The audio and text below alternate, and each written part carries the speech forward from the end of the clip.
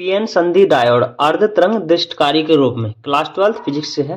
PN संधि diode अर्ध तरंग दृष्टकारी वह उपकरण जो प्रत्यावर्ती धारा के आधे भाग का ही दृष्टिकरण करता है। ठीक है, इसकी बनावट, इसमें ट्रांसफार्मर की प्राथमिक कुंडली पी को एक प्रत्यावर्ती धारा स्रोत से जोड़ा जाता है। प्राथमिक कुंडली पी को प्रत्यावर्ती धारा स्रोत से जोड़ा जाता है तथा ट्रांसफार्मर की द्वितीय कुंडली एस को एक पीएन संधि डायोड तथा एक लोड प्रतिरोध आर को श्रेणी क्रम में जोड़ा जाता है।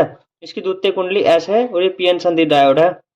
इसको एक श्रेणी क्रम में लोड प्रतिरोध आर से जोड़ा जाता है। निर्गत वोल्टेज को लोड प्रतिरोध आरएल के सिरों से प्राप्त किया जाता है। निर्गत वोल्टेज को लोड प्रतिरोध के जो सिरे हैं इनसे प्राप्त किया जाता है। ठीक है, ये इसका फिगर है, प्रत्यावर्ती निवेशी वोल्टेज है।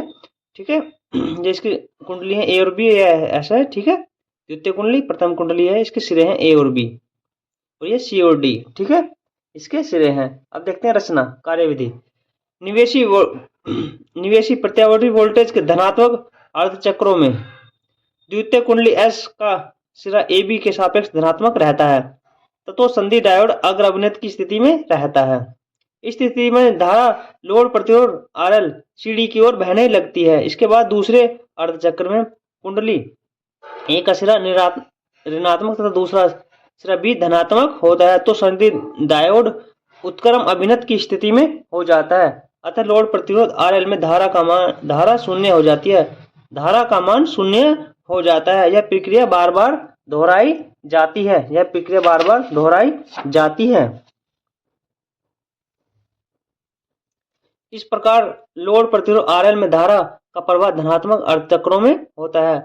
अर्ध तरंग दृष्टकारी के रूप में निवेशी वोल्टेज के सापेक्ष निर्गत वोल्टेज तरंग आरेख चित्र से समझिए। ये हमारी निवेशी वोल्टेज है और ये हमारी निर्गत वोल्टेज है। निर्गत वोल्टेज का फिगर है। पूर्ण तरंग दृष्टकारी है, ये अर्ध तरंग दृष्टकारी है। ठीक है, इसका फिगर है। वीडियो पसंद आई तो चैनल को लाइक करें, सब्सक्राइब करें। धन्यवाद।